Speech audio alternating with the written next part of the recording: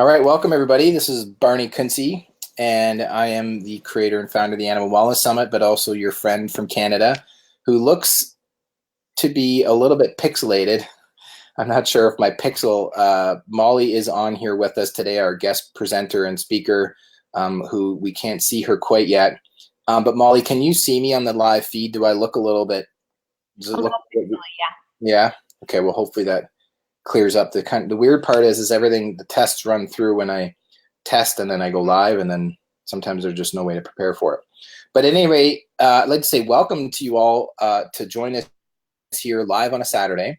And I literally just got off the lawnmower about 20 minutes ago. I am working through my big, long, growing honey-do list for my wife that said, here, get these things done today, and then you can do whatever you want for the rest of the day. I even get some freedom this weekend. Of course, I'm joking. I love doing these things. But I say that just because maybe you're interested. And if not, well, then I've given you an update. But today we have one of our presenters who is part of Young Living community, but also is living, breathing, and walking the entire experience when it comes to caring for all of the animals on her farm. And I just think that it's really cool. We had a call that we were going to do this on Wednesday. We needed to reschedule. So this is the first time I think that we've done a Saturday call. So again, most of our calls are 1 p.m. Eastern time on Wednesdays during the week. And we get feedback periodically from people just saying, hey, we wish you'd do them at nighttime because then we could jump on. But we've tried that and it don't always work out. So we're testing different times. But either way, the cool part is that regardless of when you're tuning in, whether it's live or as a replay, these are available on our YouTube channel. Just for the Animal Wellness Summit, they're also available to the members in our members area and then on the membership site. So without further ado, we're going to bring in Mollie here. Hi, Mollie. Hi, how are you guys? Great. How are you? Good, super good. Awesome. Well, I look like I'm all blurry and you're nice and crystal clear. So Good.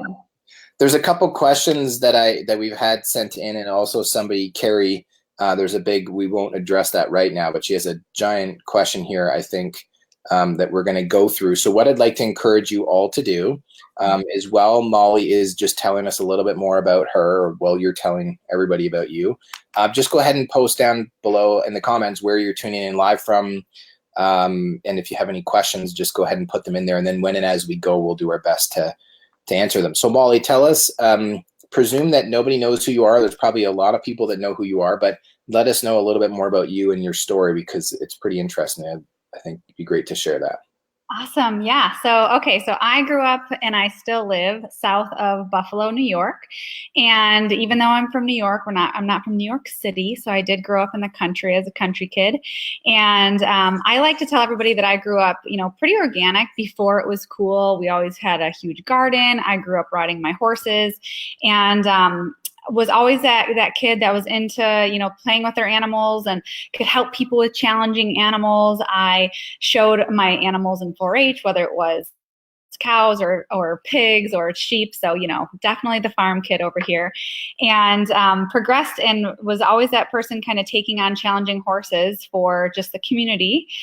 And when I was kind of deciding what I wanted to do for my life and that kind of thing, first I went to college and was sitting in college thinking, all I want to do is be with my horses. And so I ran away and went and studied with Pat and Linda Pirelli, who've been really instrumental in helping people understand their horses. And I started studying with them when I was 16. And so it was kind of a natural progression for me to want to have continued education as a professional with them. So I went on and studied with Pat and Linda, and I spent 3 straight years studying with them, traveling the world with them. And as of right now, I'm about one of 80 or so people in the whole world that have their certification. So I'm a licensed Pirelli professional, which means I can teach you Pat and Linda's program. But again, back to that natural side, I am super passionate about helping people understand themselves and their animals from a natural perspective. And so, of course, using Young Living essential oils, but also using things that nature has given us tons of research. I work with, holistic vets, traditional vets, really helping people understand and feeling empowered to take care of their farm animals, their animals in their homes, have success with their animals. So I just love all things natural and helping people have success. Yeah, that's, whoops, I hit the wrong button there again. That is apparent listening to you talk, and I think it's cool. The numbers of people, I think, growing up on, well, I know for a fact, even when I was growing up on a farm, are getting smaller and smaller with each passing generation or decade, I guess you could say.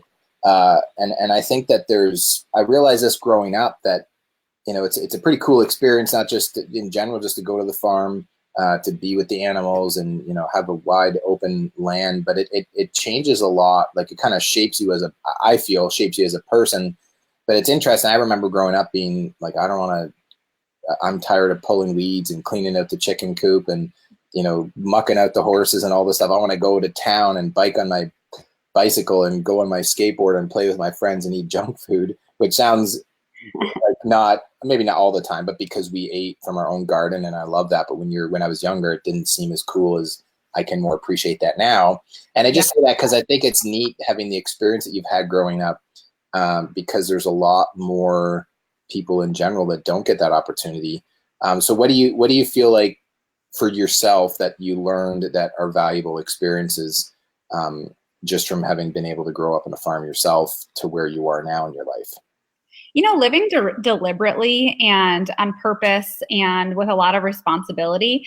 My oldest son is 5, going to be 6 in June. And just last week we had a friend stop over and she's like, "Oh, how cool, your horses are just on the front lawn." And I'm like, "No." And so I look out and there, sure enough, my horses are on the front lawn. And just a couple minutes before that, my son had been in the barn and forgot to do the gate. Well, I mean, luckily my horses are, you know, not looking to run away, thank goodness, in that moment. We went out, took care of it, but it was a really valuable lesson for him to be able to say, "Buddy, like, if you're at the barn, you must remember to shut the gate." And not only could they get hit by a car and die, but a family could die. And he's not too young to learn some of these important lessons. And, you know, I grew up with, you know, it's funny, you know, we drive down the road and we see an animal on the side of the road, a deer or a raccoon, and we might go, "Aw." Mother Nature says, "Well, that one wasn't very smart." And understand, like, our kids being able to see, you know, it's like, oh, a chicken gets taken out by a fox, or a chicken that we might have taken care of and tried to make well, but it died, and they're able to see that that circle of life. And, you know, there's so much value in being real and seeing that you can't recreate it unless you're there witnessing it. So I think there's so much deliberate and, you know, packing your freezer and packing your pantry and not just being able to run down the street to a restaurant to grab dinner, but really having to learn how to cook and sustain yourself. Yeah, I agree. I think that even though growing up on the farm and now we live, am I still really that pixelated still? Yeah. Okay, well, I was having a bad hair day, so I guess you guys can't see me. I could, yeah, I don't know. It's really bizarre because I'm hardwired directly in. But I think that, you know, it's interesting because when you look at from a broader perspective, the Animal Wellness Summit, it's a lot of what we talk about is about the preservation of some long lost ideas of just holistic homeopathic approach to caring for animals and just providing that alternative instead of just giving them the pill or giving them the needle or whatever. Sometimes that serves and sometimes it doesn't. But I think that it does give you a lot greater direct sense of appreciation for the work that goes into preparing our food, whether that be vegetables or meat or whatever. So I think that's pretty interesting. But in regards to the horses, you have a lot of interest and passion when it comes to the horses. And I'll put this link down here so people can go and check this out. But you have created a natural horse feed, or is that how you would say it? Natural horse feed? Yeah. So I'll put the link down there. So if you guys want to go check it out, you can. Now, right now, I think you said it's only people can only purchase it if they're relatively local to you because you're not shipping, you know, statewide or whatever. But the goal is to be able to put that on Amazon someday. So keep bugging me because it's on my list to do that. I can ship it on a pallet, on a semi. I can do that, no problem. But it, you know, ease of use, local. You know, the more local you are, the better at the moment. Right. Okay. So now tell us a little bit more about that because I know we want to talk about some other things too. But what kind of led to that and why it doesn't exist? Because there's always a story there. There's always a story. So I realized, okay, like I said, always had horses and animals growing up. And I mean, as when I was growing up, I did a bunch of, trail riding. I was showing locally, that kind of thing. And, for the most part, our horses were pretty healthy all the time. They had tons of turnout, lots of exercise, just led pretty natural lives. Ignorance is bliss. Like, we didn't know how naturally we were even keeping our horses back in that time. And then when I went away and studied with Pat and Linda, it was like this gap. When you immerse yourself in anything, you kind of like lose sight of like maybe what's going on so much. But when I was gone and just fully immersed in natural horsemanship and learning and studying and traveling and that kind of thing, the rise of really commercial processed feeds for animals went up at that time. And when I kind of like reintegrated and was out in the field teaching clients and seeing horses that were not supernatural and not super healthy, I was seeing this common denominator that they're eating like these super high processed foods. And there's all these like newer things happening, like horses with metabolic issues and all these allergies and so much more instances of colic and ulcers and all this stuff. And I was like, oh my gosh, like, first of all, the training that we do helps calm so much of the nerves and the gut, but also, we're feeding just whole grains everywhere we went, all over the world, whole grains. And so I realized that there was a need for people to understand that you can feed your animals, your horses, whole grains, and they can be really healthy, really robust. And so that's what I did. I, help people, and people were asking me, what are you feeding your horses? Why are they so healthy? Why don't you have like the same health issues that are happening with these horses? And so this is what I did for people to help understand more and try it out and see if it's right for your situation and your horses. Yeah, so this is interesting. Just curious question: is it something that it's a supplement to them grazing, or if they're out on pasture? Is that, or is it like that's like a staple, like that's like their food that they eat, or is it recommended that it? Because I'm asking because I feel like somebody's probably thinking it, but also because I'm curious, thinking how that would go. Such a great question. So horses in nature obviously don't eat grains. They're so it goes, as though, although there's not that much wild left out there, but natural horses out in wild would tend to like travel like up to 30 miles every single day, foraging for different minerals, different grasses, different whatevers that they could find out there, even sticks and branches and things. So they're not eating like a hard grain.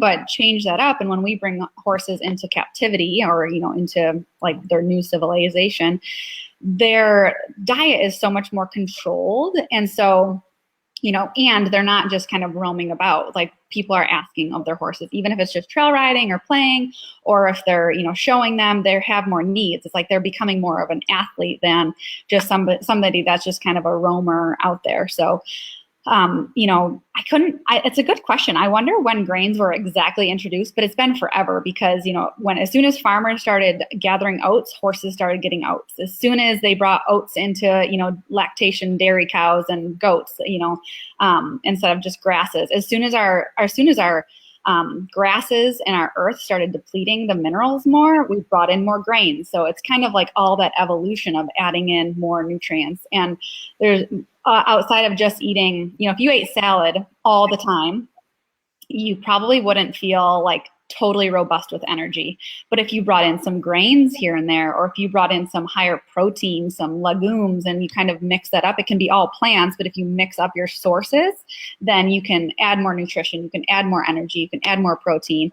And, it really depends on the horse, what they need and how much they need.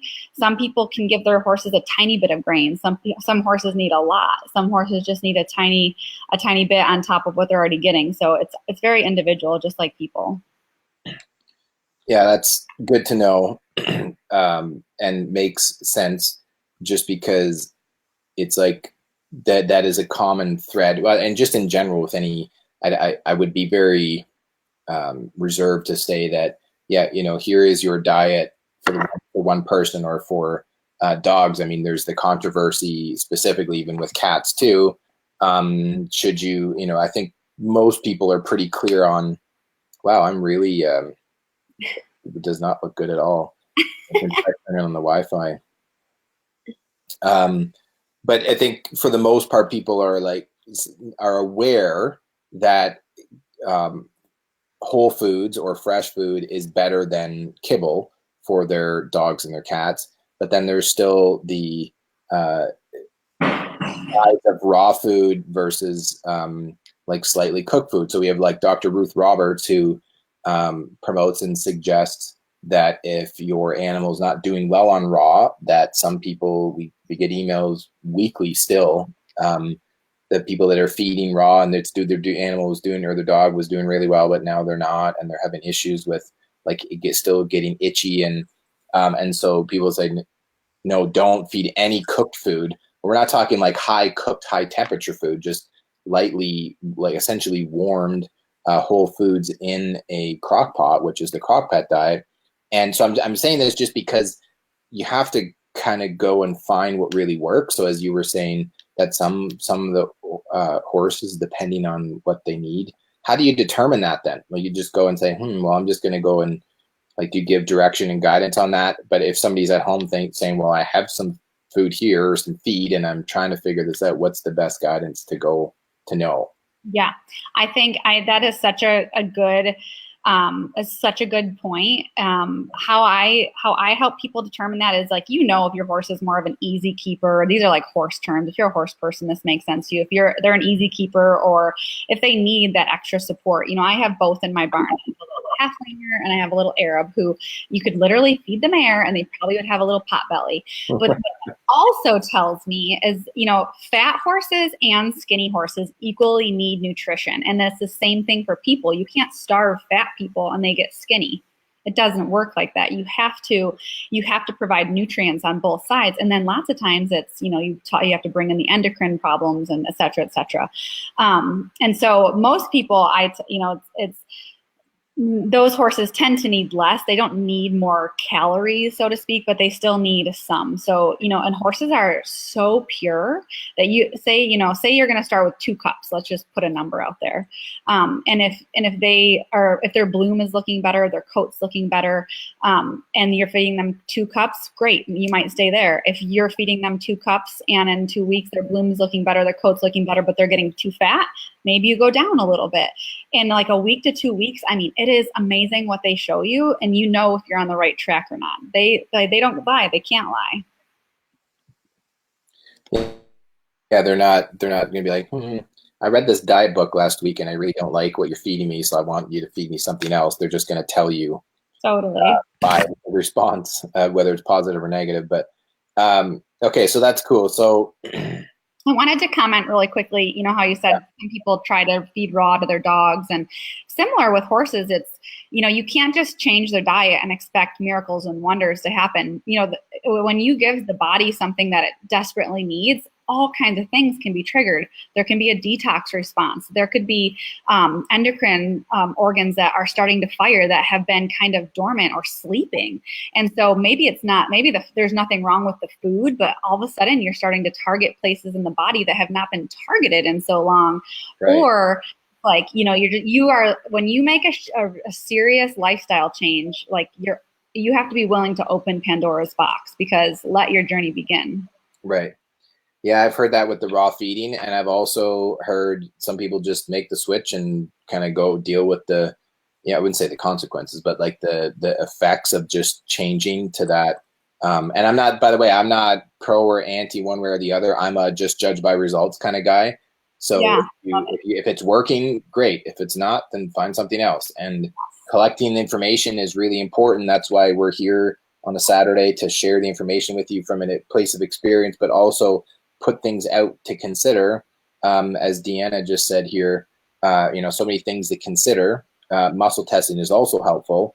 And this is where I think that it part of the core, I guess, and I'm going to be presumptuous in suggesting that this sounds to be the same thing for you, Mollie, and how you approach things, that it's great to take in the information and learn from the people that you learn from. You said Pat and Linda, right? Mm-hmm. Right. So you learn from them as like your teachers, but then you kind of adapt some things maybe for yourself based on what works. And I feel like as I say that, I'm like, well, duh, Barney, of course, that's what I do. I'm figuring that out. But I think it also the challenge comes in when you're so close, like your nose is to the grindstone metaphorically, or you're so close to the situation that it can be challenging to kind of take a step back and look at the situation. Well, maybe raw isn't right, or this too much feed isn't right, and just judging by the results. So I just to say that's been, since we started with the Animal Wellness Summit, that's been an echoing agreement on behalf of all the presenters, and I think that's just good advice for everybody to kind of take to heart. Absolutely. Yeah. Yep. So what do you do any, as I leave this comment up here about muscle testing, do you do any of that with yourself or your animals, whether it be with oils or anything in those? Yeah. So, so tell us then a little bit, because again, I know how it works, and let's just pretend that some people are watching like, oh, this is really cool. I've never heard of muscle testing. Tell me all about it. Give us like an application, like a kind of brief summary, and then we'll go on to some other questions here. Yeah, well, there's several ways to muscle test, and everybody, I mean, honestly, you could like YouTube and like learn how to muscle test. Some people stand up to do it. Some people put the vitamin or oil straight to the horse, and then you're kind of like the medium. Some people, you know, when I muscle test, sometimes I'll just like yes, yes, no kind of thing. Like I said, some people rock back and forth the energy, but basically it's getting in a frame of mind where you can get an objective response from animal or human, to offer them, you know, whether it's an oil and it's, you know, it's energy. You have to be wanting and open to, you know, energy medicine, so to speak.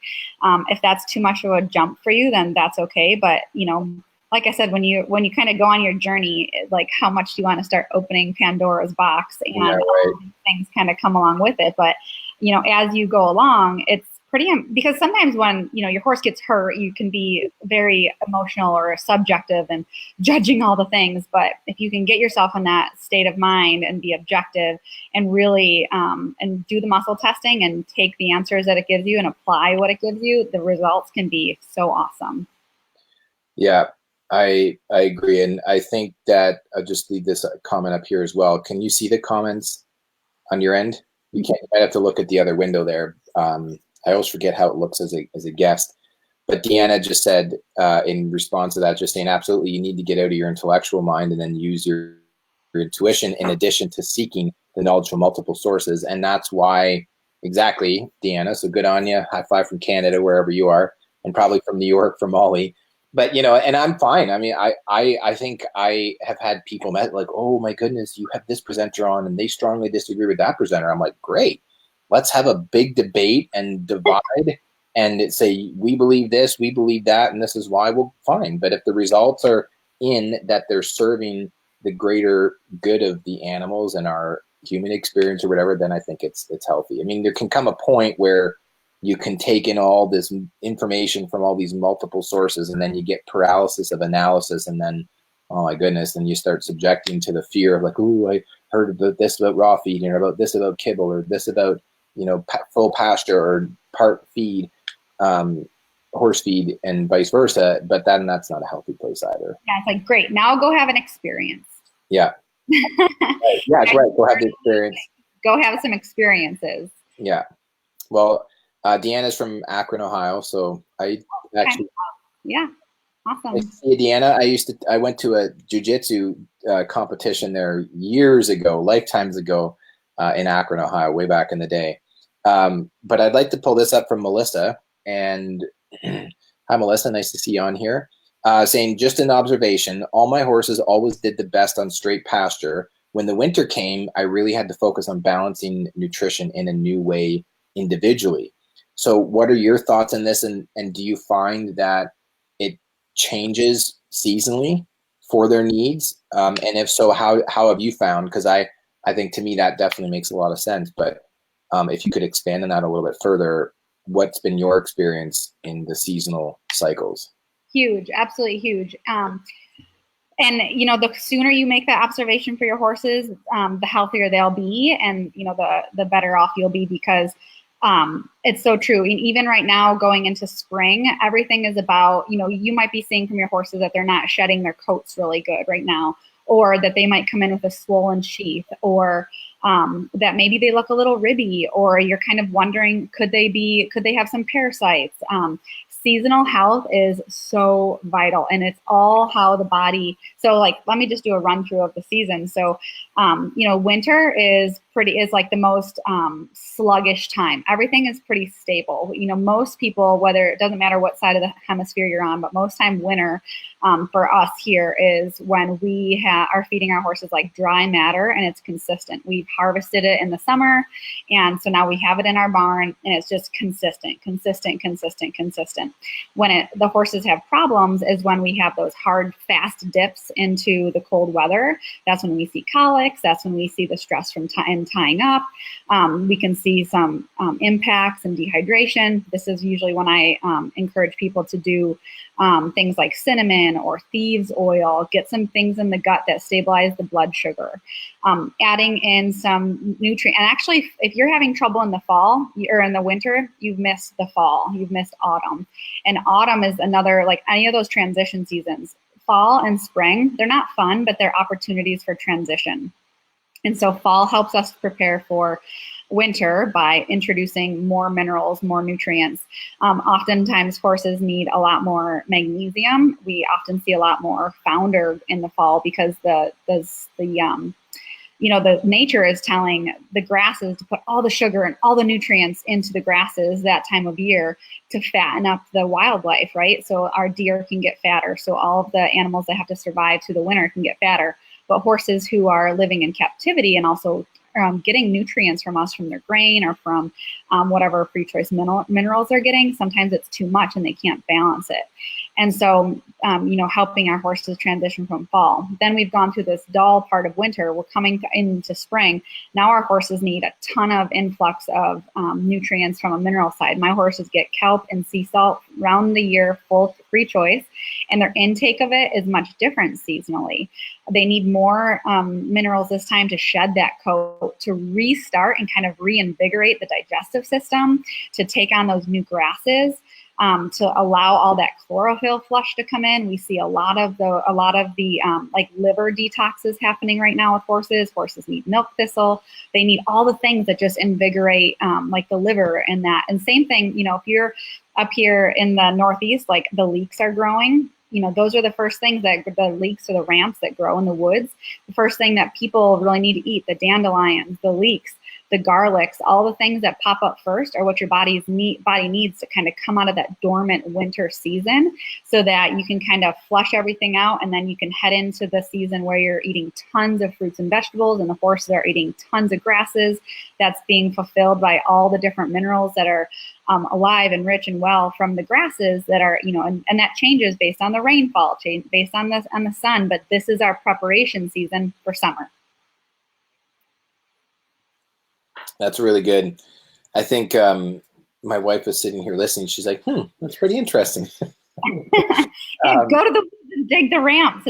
They're so good. Go to the what? Go to the woods and dig up the ramps, the leeks. Yeah, right. Yeah, well, it is interesting, and more you take in and you notice that even from our own bodies, I find for myself, I don't need as much fat and protein during the wintertime, the summertime. Wintertime a little bit more, but I found that I went a little too heavy, and then I would get a little bit lethargic and lazy, and it kind of goes for us in the northern hemisphere. For some of you in California, maybe this isn't the issue, or Florida, or if you're in South America or in Australia, it's a little bit different, and even parts of Europe too, but just the lack of sun can affect that, so there's all these factors. So I think this just comes back to the keeping it simple, where you start with a good base or foundation in the approach, and then adjusting and modifying and adapting whatever the plan is based on how they're responding. Absolutely. Yeah, so that's cool. Yeah, so Barb, hey Barb, nice to see you on here, all the way from California, I believe Barb is from. And she said, I too feed around the clock with kelp and salt, which is awesome. And this other one, so this, I think, here, Barb posted it again because the first one didn't quite make sense. Did you mention about a kit? She's saying, I should pull this up here, probably. We were talking earlier about the detoxification or about switching I think maybe she's referring to her like switching her dog to raw maybe or something, or just she said, yes, this is happening to me now with detoxing my dog. And I'm not sure exactly how that's happening, but maybe just intentional or changing diet or something else. But I'm curious about your thoughts on this, Molly. She said, I have the herb kit to test the horses with, but haven't tried it yet. Do you know, are you familiar with that? The herb kit? Did you mention about a test? We were talking about muscle testing. And then I think that's when she mentioned that comment, but have you run any, or do you use any tests to kind of give like a tangible benchmark of some kind? Or is it a lot of like your experience, intuition, and like observation and just knowing your horses and how to adjust from there? I'll tell you what, for big animals, they do not lie. You know, it's pretty hard to mess up the signals that they give. I don't like do blood analysis or anything like that to like do a baseline unless I'm suspicious of something. I don't have like a specific herb kit. Like I do have some different companies that I like Dynamite specialty products. They have a nice free choice line so they just make it simple for people. If you don't want to have to like do all the research, it's just a simple free choice minerals. But there's several out there. Kind of find out what would work for you. I know there's like some, even the Redmond Rock. There's a few companies that do that. But honestly, how are your horses' hooves growing? What is their manure looking like? What is their coat looking like? Are they holding weight? Are they dropping weight? Is there, what does their tail condition look like? Is their hair growing? Are their feet growing? I mean, they give you, when you're working them, are they maintaining and gaining weight? Is muscle coming? Are they getting skinnier? There's 1,000 observations that they're affording us that we just have to start like knowing the questions to ask and what to look for. That's really going to be your baseline. And also on the opposite side, if you're suspicious that your horse has like some thyroid things, or if they're holding weight in their neck, or if they need iodine, they're telling us all those things. Maybe you're starting to saddle them and, they're biting at your legs, they're biting at you. And, you're like, I wonder if my mare, who I thought was kind of cranky, I wonder if maybe she has some endocrine imbalances. Like digging deeper into the behaviors and digging deeper into the questions is, again, it's that journey. This is kind of like one of those small questions with a big answer. Yeah, for sure. We definitely get those. Whoop, I'm off the screen. Definitely get those from time to time, where it's some of the past presenters that come on and the animal wellness experts will come on and they're like, wow, this is like, there's like 8 parts to this question where it's just like, hey, there's all of this going on. Any thoughts on that? Yeah. Like, well, it could be, 10 different things. So that's where I think it's helpful. Barb just posted this, just saying that it's a test. Yeah. Pardon me, I lost the comment. Yeah, that it's basically just a test that tells you which herb they are missing in their diet, or potentially where there's a deficiency, which is pretty cool. Yeah. Yeah, so that's good. Now this one here, actually here, just hang on a second. I'm going to pull this up from Melissa. She was commenting. And again, I'll just read this for you because I know that you can't see it. So I love watching this, how my horses pick specific herbs to eat in the spring that allow them to balance into the lush grasses. Thanks for speaking to this. I use a great loose mineral kelp salt year round as well. So she just agreeing with what you're saying. Right. Yeah. And I think that this is where, the comments made in the past, where it's, as you said, opening Pandora's box, and it's also that the responsibility that comes with having a horse. Petra Christensen, one of our other presenters, who's now in Arizona, that was doing a lot with just like the natural horse habitat, and she said that some people don't. It's one thing to think about getting a cat for your house or to your family, and not like you're getting it for your house. That sounds kind of weird, but and then or bringing a dog into your family or into your household and caring for them, and then thinking about a horse. It kind of goes up in levels of responsibility. Now, some people might say, no, you should try taking care of my cats or my dogs, but I think it's a little bit different. You can't have your horse out there in your garage. You need to have property and have space. And I'm saying this just because the responsibility that comes along with it. And I think that's why it's so brilliant having sharing like this, just because then we can feel more empowered. Like, oh, I never thought of it that way. It really helps us all grow. Absolutely. Yeah. Definitely. So what else are you up to? Some things that you're working on, or things that are kind of up, and like what's interesting going on the farm right now, since you're living and breathing it every day? Yeah, so kind of gardening and planting season is happening, and we're getting our garden ready to be able to put in that. We don't grow all of our food. I every year will say like it's an experiment, because I have young boys and I might plant like my most favorite thing and they just pull it out. So it's always a bonus what actually makes it to harvest time. So we're getting ready to plant a bunch of things, and I put up a bunch of veggies for the winter, and we're kind of on that path, and we're transitioning our own horses to grass right now, so that they're kind of doing that. And it's always just a really good transition season to get things rocking and rolling for the summer.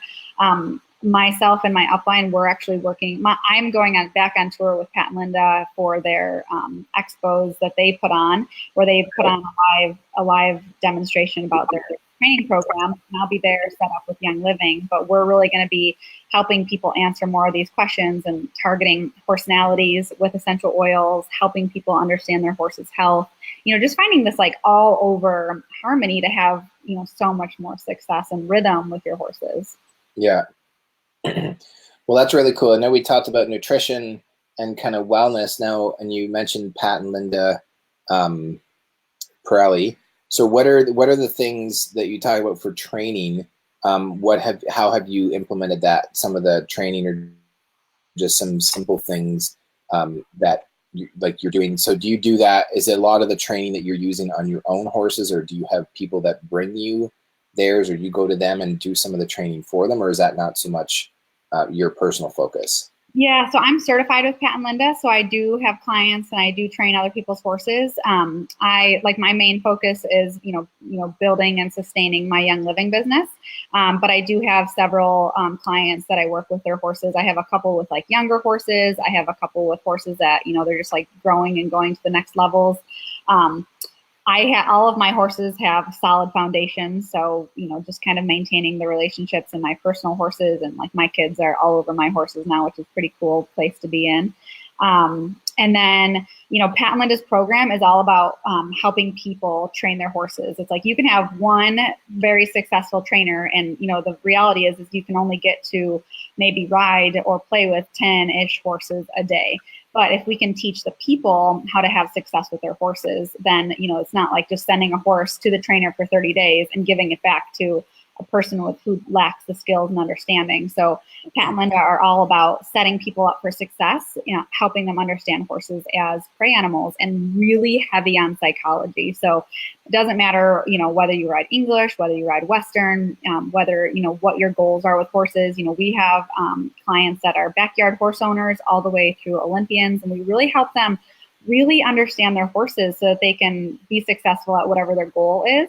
But interestingly enough, when you take care of, it's mental, emotional, physical. It comes back to mental, emotional, physical all the time. So when you take care of the mind, and the horses are really happy, they're learning, they're feeling confident, they're feeling safe, their health is going to benefit from that. So it's the whole picture.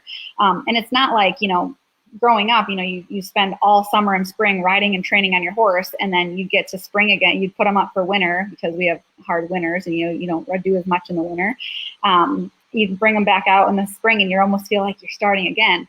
Now, I've been in baby mode for the past 6 years, basically, with my kiddos, and my horses feel exactly how they felt when I put them away. Because when you train them with confidence and with psychology in mind, it sticks. It's really phenomenal. And so when I get my horses back up, it's about the physical. It's about legging them up, getting the physical fitness back, but their confidence, their calmness, everything that they learned is still there. So it's really a different approach. It's really satisfying, because it takes the pressure off of like bad horse, and really helps the people grow, helps people get more leadership. Pat and Linda are not the only horsemen in the world, but they are incredible because they put it in a system that anybody can learn it, which is so cool. Yeah, that is. I'm a big proponent for doing having and having tools to empower people to learn metaphorically how to fish for themselves instead of saying, "Hey, I'm going to take you fishing for the day," which is great. Now, Barb just mentioned here. I need that, and I cannot find a teacher for 15-year-old BLM. I will pay airfare.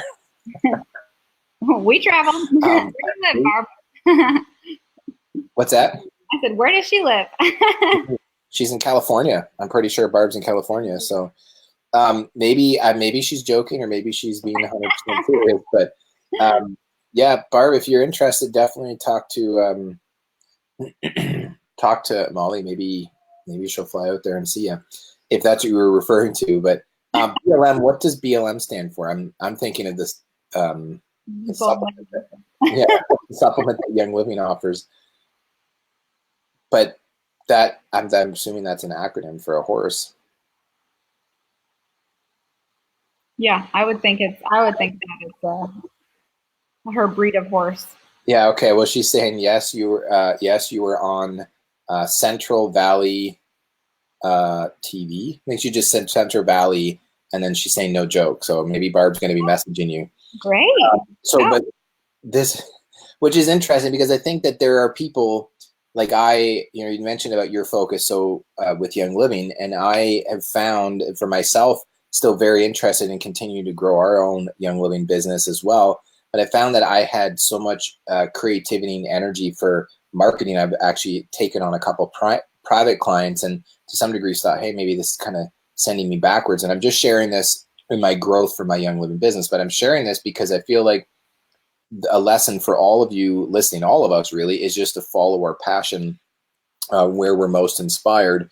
And I say this because I think that when you can see what you're learning and doing and applying in your everyday life, that you can maybe take on, like, let's say that you did go to California and see Barb, and you did some of that one-on-one, like higher level training and teaching and educating for her. But maybe it's not your main thing, and that your main thing right now is building and sustaining and growing Young Living, and then you have your farm. I found that it's nice having a bit of a blend there for those experiences, because some people are like, hey, that's great, but I don't want you to teach me how to fish. I just want you to take me out fishing for the day, as a little funny kind of metaphor. But I think that that's really helpful, because it's hard to learn. I shouldn't say hard to learn, but it can be challenging to learn some of the stuff that is required for like long-term success from an online experience, which is why we started down the path of introducing the live event that we were going to do this year. But it just wasn't, there was so much excitement in the community once Young Living canceled their conference, where there was just too many events that got announced at the same time. And so someday we'll do a live training. Okay. But until then, we'll see. Maybe you're going to be going to California. We'll see. Yeah, that'd be awesome. Brenda's asking, where? Got it. Pardon, what's that? Her BLM Mustang. Now I'm with you. Yes. Okay. Yes. Okay. There. So Brenda's asking, what are your favorite oils for horses, and where and how do you apply them? Oh my gosh, it's like, take your pile of the oils out from the house and take them to the barn, basically. This is actually one of the things that we're working on is I usually have a book. So Life Science Publishing has a nice little book to kind of get you salivating around horses and oils. So I usually help people get started there. But we actually are putting together kind of like the top 10 things of oils that you absolutely have to have in the barn. Always, always, always digize, because if you've been a horse owner for longer than 5 minutes, you know that they can be colicky or have digestive things. So digize is a must. Peppermint, you can throw those in their food. You can put them on a treat, put them in a syringe, however you want to give them or however they need them. Horses love raindrops, whether you're using them, and the regularity at which you do the oils with your horses kind of depends. So if you have a jumper or an athlete or a reiner or whatever, you have a horse that's in training, they might need a raindrop every month. If your horse is a backyard horse, they might need a raindrop once a year or maybe seasonally. So again, that individual perspective. Thieves cleaner, we use that from everything from cleaning bits and tack, buckets, stalls, all the way to, if you have horses that have a sensitive immune system and they come in with rain rot or thrush or anything like that, or Frisians that get that crud in their feathers, we will use that topically to help to help them, soothe that area and soothe that skin. Valor for confidence for horse and rider, maybe before you ride, is really great. Down their airways, on their withers, allowing horses to smell them through their nostrils. They'll pick which nostril. So, this is we can have a whole conversation just on this, but I keep at least 20 oils in my barn all the time.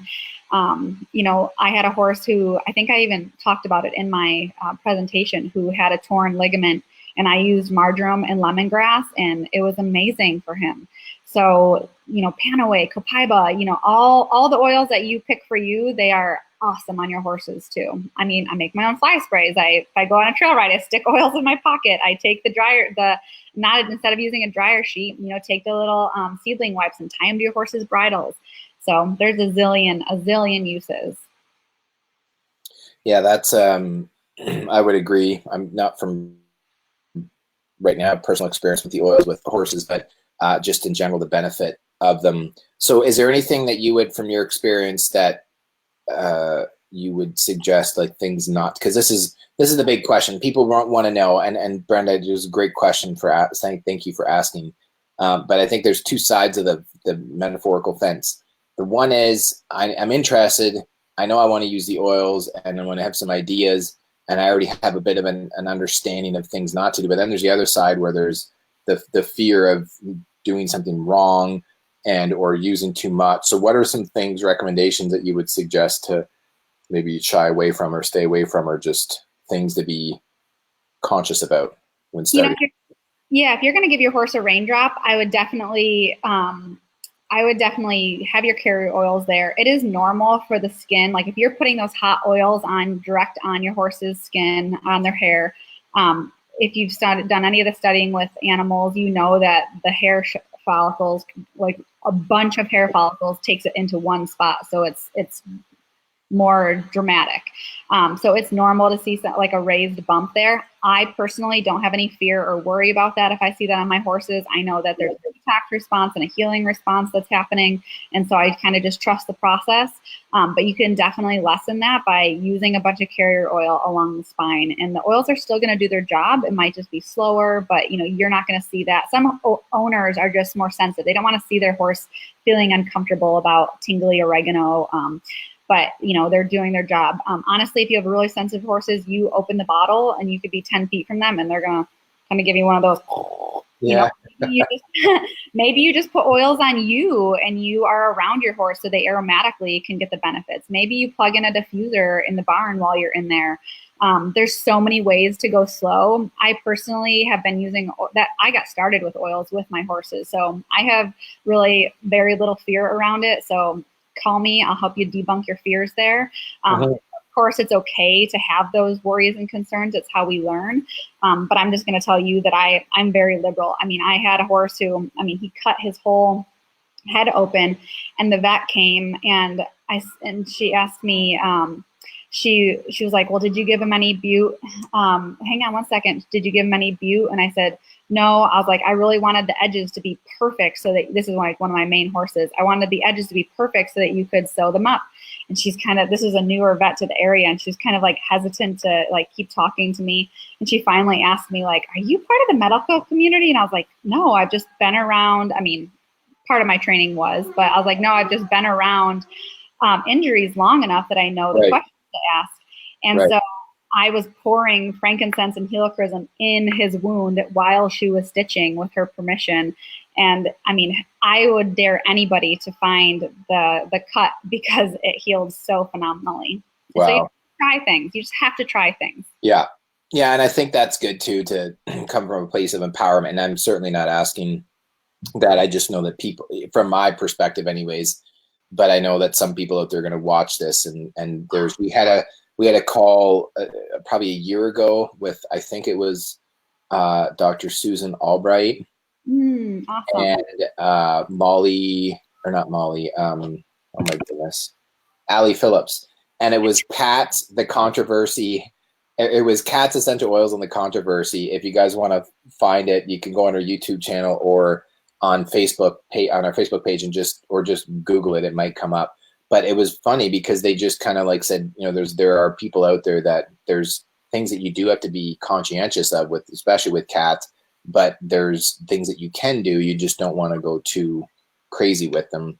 And I think a lot of the questions that'll come up in the initial stages come from just not being 100% sure or having the actual experience. So they're natural questions that come up. Yes, absolutely. Cool. So Brenda then asked, and by the way, Barb, my little guy woke up. Give me 1 second. I'll be right back. Yeah, no problem. So let me actually, Brenda, I'm going to come back to that question for you on any recipes for recommending for fly and tick spray to use on horses. Whoops. But I am going to pull up Barb just to answer your question for you.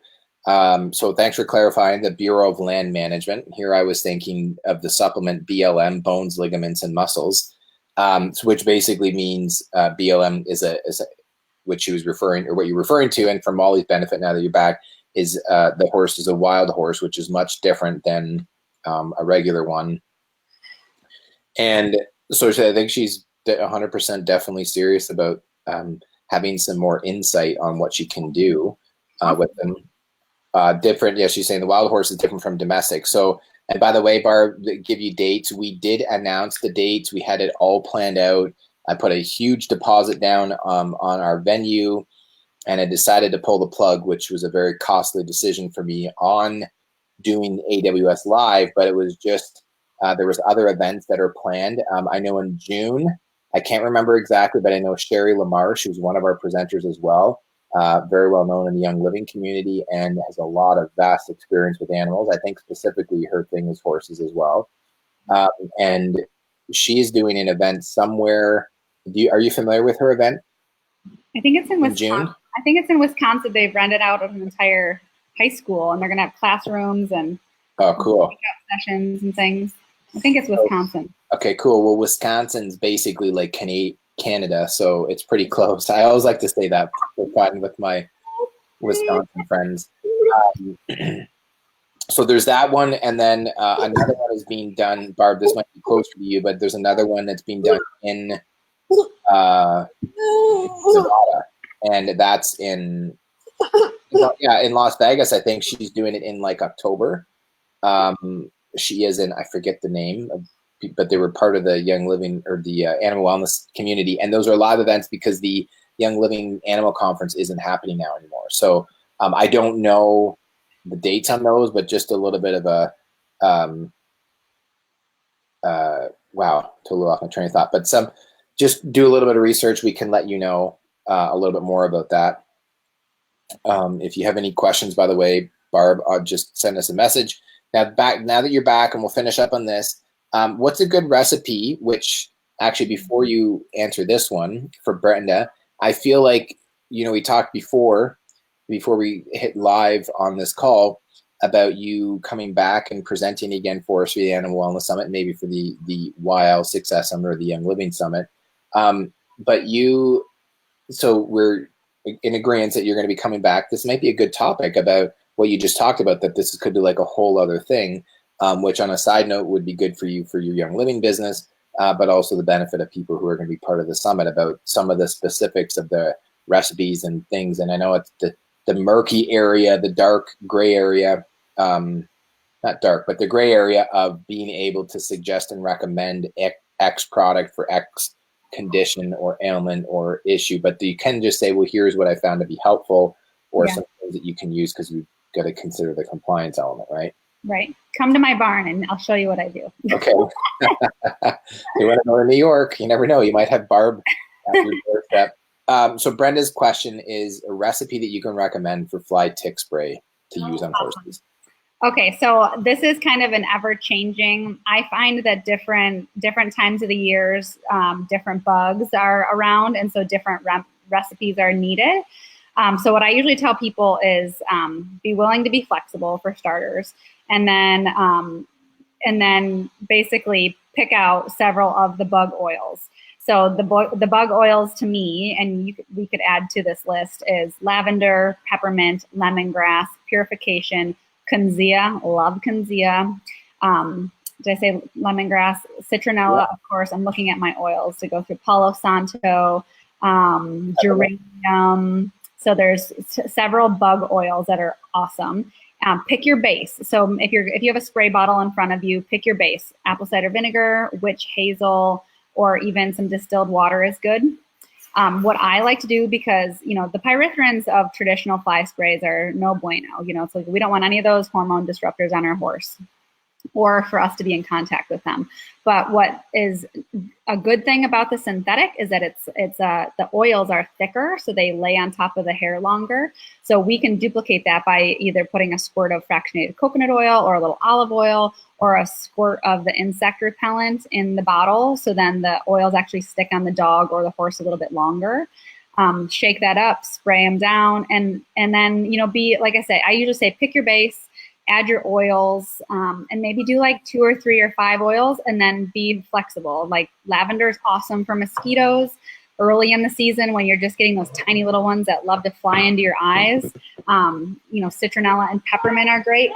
Of course, my boy is here. And then, when you get those big gnarly ones is when it's great to bring out your lemongrass and melaleuca, tea tree, of course. The tick oils, I find that Palo Santo and Kunzea are awesome. If we read the story of the Kunzea plant, it's lovingly called the tick bush over in Australia. People would actually sleep under those bushes to be away from the ticks. Wow. You gotta change it up. You gotta be willing to play with your recipe. And honestly, I mean, the oils are little, right? So I literally carry the oils in my pocket when I trail ride. And if you find that your horse has maybe been a little sweaty from the heat and has sweated some of those oils off, or you want to just add a little bit more, you have that bottle of oil in your hand, throw some on their pole, and you're good to go again. Okay. That's awesome. I think that was a great summary, and asking, or just picking your base. So did you say witch hazel or distilled water, that people will put that in and then just add their oils, and then a little bit of you'd want to have, you said something, the insect repellent, so just a little bit, so the oil's a little bit, that the essential oil in there in the mix is a little bit sticky, that it kind of yeah, it's a little sticky and will stick to the hair a little bit easier. We know that oils evaporate so fast if we just kind of spray them on. And so if we add them to that carrier oil, they stick on the hair a little bit, the hair of the animal a little bit longer. Right. Yeah. Yeah, this is good. So last one, actually, there was the big question I just wanted to ask your thoughts on. I don't know if you'll be able to have any insight on it or not, but I want to ask because she was the first one to post the question and I seemed to miss it. But Jan was saying, Thieves Cleaner is in my tack box, does everything. I use a squirt of Thieves dishwasher liquid for the fly spray. So there you go. She's found something that's worked, right? Mm-hmm. Heck yeah, even Thieves Cleaner in the fly spray is good too. Again, be willing to play with it. As long as you're getting the bad stuff out of your barn and you're experimenting with this stuff, you'll find a recipe that you like. I do promise you that. Yeah. Yeah, and then Brenda said that it's great because she has Kunzea, which I think it's cool because A, it smells good, but B, because it's really close to my name, Kunzea. We're like, hey, you just add a T in there and take away the A, and it's Barney Kunzea. But it reminds me, for those of you wondering, well, what the heck is it? Basically, it's an oil that comes from, it's from Australia, but also Tasmania as well. And it reminds me a lot of eucalyptus. From what because I'm trying to think, does it remind you of eucalyptus? Yeah, lemony eucalyptus. Yeah, that's the best way to kind of explain it.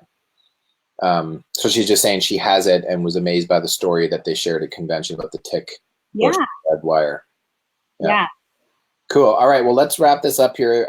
This last one, I'm just going to read this out because I don't know if you're able to see this or not, but I can pull it down here. So I think it's just more of like, you're just curious your thoughts. There's not a direct question here. I hope this is the correct place to post my question. 2.5 years ago, my now 32-year-old horse developed the squirts. After we started medicating him for Cushing's, his numbers were above 1,000. He touches his right side with his mouth often, so I know he's uncomfortable. We've tried many probiotics and biosponge, which has helped, but it's not a sustainable option. It's worse in warm weather. Do you have any thoughts? And P.S. He's also a picky eater. I would be, this is one of those big questions, but I'd be willing to, so here's one of the things with older horses. the fact is that you might be providing him some great nutrients and nutrition, but their teeth expire. So that's one of the demises of horses, is that they literally start losing their teeth and they don't have a way to start assimilating their food and, you know, starting the digestive process. But things like that to try would be like parsley, echinacea, you know, knowing that those older horses have a hard time, alfalfa meal is a nice option to add in there. Digize, if you haven't already tried that. I even like things like molasses because it gets a lot of those good enzymes going in the gut naturally. I love molasses as I'm not like a, you know, throw sugar at your horse kind of a person, but I do love that molasses is balanced in electrolytes and sugars, and older horses can really benefit from that. So yeah, again, it's kind of trying some different things, and that comes back to the seasonal approaches. Of course, you know, we see them go up and down depending on the seasons, but, you know, feel free to reach out to me and I'd be happy to, you know, give you some more ideas or work with you long-term to try to find some more success for your horse. Yeah, that's great. Well, thanks for sharing that piece. And by the way, guys, for those of you interested to want to go and maybe just email Mollie and stay in touch with her, that when the horse feed is available, that can be shipped, or you can get it and you're interested to learn more about it. She also mentioned before that well, I'm saying she is and then you're not here, but you mentioned before we were talking that you are coming out with, or planning on, or at least have brewing a book that you're going to be writing at some point, right? Yeah, so it'll encompass like those, you know, top 10-ish plus things that you can do with your oils in the barn, talking about, you know, really utilizing feeds cleaner in your barn, and then bringing in the Pirelli piece, which is so cool, about horsenality, how horses have a distinct 4 different horsenality types, and being able to, you know, oils are not a substitute for good training, but where we can really support the emotions, support the endocrine system based on their horsenality. So we're going to be, you know, dancing in that territory a lot more here in the future. Yeah, and I didn't catch that before. I'm like, when you said that earlier, I'm like, did you say personality and it cut out, or did you say horsenality, which is Yep, and that is a Pirelli, 100% Pirelli term, horsenality. Yeah, coined the term. Yeah. So Barb says, thank you. I'm so glad that I tuned in. Looking forward to getting the info. And which I think she means flying you out to California. Awesome. You never know. You never know. And then Jan, this is really cool. Actually, let's end off with this. And by the way, guys, any questions that we didn't get to today, you can send them to support@fullcircleholistichealth.com. That's my company name, which is all encompassing for both of the summits and also my marketing agency. But just keep that in mind. If you have questions and if in doubt, you can come to us, and then we go to the presenters and try and pair you with the best presenter, because we don't have the answers all directly, but that's why maybe it's best to talk to Mollie or Sherry Ross or Dr. Susan Albright or Dr. Ruth Roberts or Dr. Aaron O'Connor. Just know that we can do our best to kind of pass you onto the right direction. Or maybe Eva Cervey, who's on all the way from Spain. So Jan's, or I think she is, maybe she's somewhere else right now. Jan said, this is really cool, Jan. Thanks for sharing. We had a horse with a bad sinus infection and fabricated a stall into a tent using shower curtains, and used a diffuser with these, and it cleared. The vets were simply amazed. So that's what I call like improvising and using your intuition and just making something work, right? Yeah. Mm-hmm. Awesome. Okay, well, it sounds like you've got to go, and people are really enjoying this. Melissa said, great show. Love the horsenalities. Looking forward to it. And either sharing some more about the 4 horsenalities: right brain introvert and extrovert, and left brain introvert and extrovert. Yep. She's got it. Awesome. Well, thanks for coming on, Eva. Nice to see you. Yeah, you too. Okay, she's saying she's still in Spain. But anyways, guys, have a great day. Mollie, thank you so much for jumping on here. I know that you are rocking the show there with your kids on the farm, so I know you got to go. But I just want to say thank you for coming on, and everybody else for joining us live. And that if you have questions for Mollie, you can go to her website. I posted it up there, but it's greenhorse.us if you want to learn more about her horse feed. And then your contact information's on there then? It is, yes. Contact button. Okay. Yep. All right. Sounds great. Thanks, everybody. Thank you. Have a great weekend. Bye-bye.